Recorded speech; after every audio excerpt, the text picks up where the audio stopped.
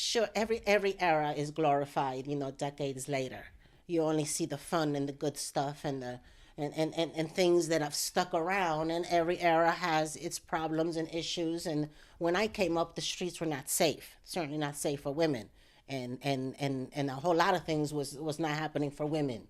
So there was a lot of battling going on and stuff. It's a little bit easier in some areas now for ladies to get involved. But in my time, a lot of sexism, a lot of hostility.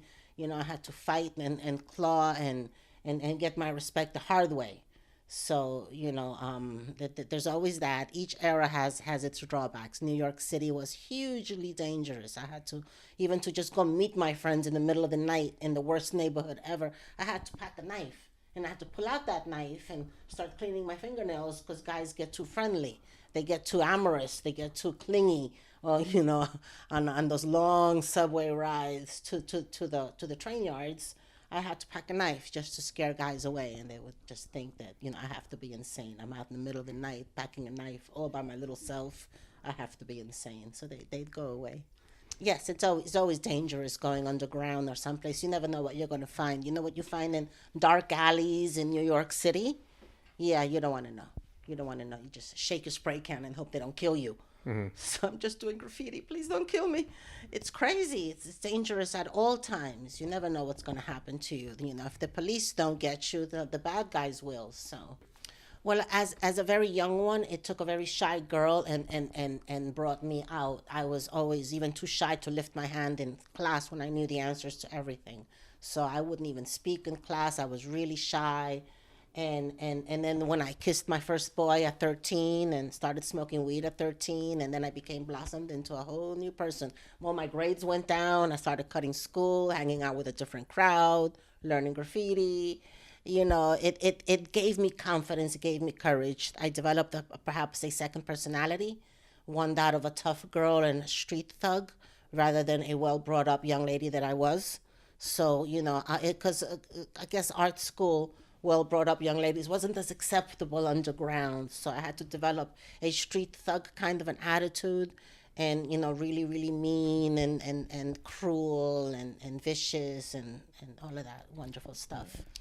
So the way I say that graffiti was our education, and what it taught us is a lot of is confidence. It taught us courage. It taught us no nonsense. It taught us how to get the job done despite fear. Your knees could be shaking, your heart in your throat, but you're still creating. You're still doing straight lines.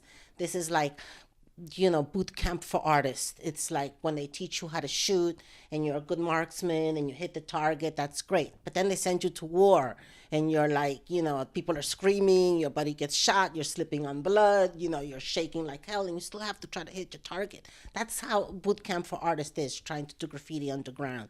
You're scared to death, but you still got to represent and do your thing. And very, very few artists ever have to risk their lives and work with such fear that they keep on going. And then I've heard about like the plein air painters. These are these crazy cats who stand with an easel in the middle of an icy stream with bears walking around because they need to paint some scenic nonsense or another. And that is crazy. The extreme weather, the predators, they could die just trying to do a little oil painting. Yeah. Okay, whatever turns you on. So, and then there's the graffiti writers. Kids have died, and we know that going in. We are trained by masters. We know the history. We learn what was what, who died, how they died, and don't let that happen to you. No, my mother always worried that they found out early on what I was doing, so they learned I was trying to sneaking out the window. We lived in a private house. I had to do like a 8-9 foot jump out the window. I'd lower my bag of paint, jump after it, put on my painting clothes and head out. But try to come back in before my mother woke up. Sometimes I'd make it, sometimes I wouldn't make it. She'd know I was sneaking out. She'd be crying all night, not sleeping, worried about me, and go to work worried about me. Everything. She was always worried. But then they supported me when I was doing the galleries. Absolutely. They came to the gallery openings. My stepfather drove my big paintings on top of the car to the next gallery. And, they stood around with all these crazy artsy people looking all weird and bizarre. And they're just regular folks, but they came to the openings. They supported me completely. My mother always collected all the newspaper articles and taped the TV shows and everything. So very, very proud. I think it's a positive thing. I think because it is an act of rebellion. and rebellion is a necessary thing in our society. Otherwise, it goes stagnant. Otherwise, no one's questioning the status quo and everyone turns into sheep. There has to be rebellion when things and the population and the masses feel that it must be so. And I think that art was taking a terrible direction that the masses did not like. It was just for the elite, for the cultured few. Was becoming a commodity, just like the stock market. It didn't matter what it looked like. It just mattered the artist's career and that the value was going to go up on some piece of crap that they kept in storage because it was too hideous to hang in their own home. So is that art, really? And it's just like, splashes of color that have no meaning. It's just a matter of the artist's career and would the value go up. So, and it isn't a context of what it is, it's just who you know. So the value goes up. And that's not art. And it was only being appreciated by the cultured few, and I mean by the 1%, who has the time to go to museums and galleries and frequent these establishments. Certainly my family didn't, just, working class, just trying to make ends meet and such. They did not have time to go to all these establishments and institutions and appreciate fine art in its context where it is. Why can't art be out in the street for the masses, made by the masses? So street art became that answer. And again, going back to the nature of rebellion, this country was founded on rebellion. Those free thinkers, our founding fathers, decided to rebel against Britain because the masses wanted it so. So I believe that graffiti is important. It serves a purpose for those extreme sports dudes that need to go out and paint things that don't belong to them, no matter what age they are. They just want the thrill and excitement and the adrenaline. They feed off it, like firemen and policemen who need that adrenaline jolt to know that they are alive. Like extreme sports dudes, they leap off mountains or whatever because I don't know why. They need to feel alive, so they almost barely die or whatever. They need the adrenaline. You can't give them permission walls. You can't give them daytime stuff. It's not the same kind of rush.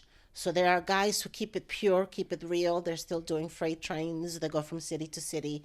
And that's where graffiti is still alive and well. It is alive and well in other countries as well. There's subway trains painted and trolleys and all kinds of stuff. Guys in every corner of the world are breaking the law, and just with paint. We're not killing anyone. We're not robbing anyone. It's just a little paint. It's not. But it is the act of rebellion that is important. It'll give young people that opportunity to sow some wild oats. That's an old-fashioned saying of, you got to get your wild out while you're young before you settle down and get married and just chill later on. You're going to want to chill, but if you need to do that. I had two sisters. They did not feel the need to go out and be wild and rebel and climb out the window with a bunch of crazy dudes and go do crazy stuff. They... one of my sisters tagged along once or twice because the guys were awfully, awfully good looking. But aside from that, it was crazy madness.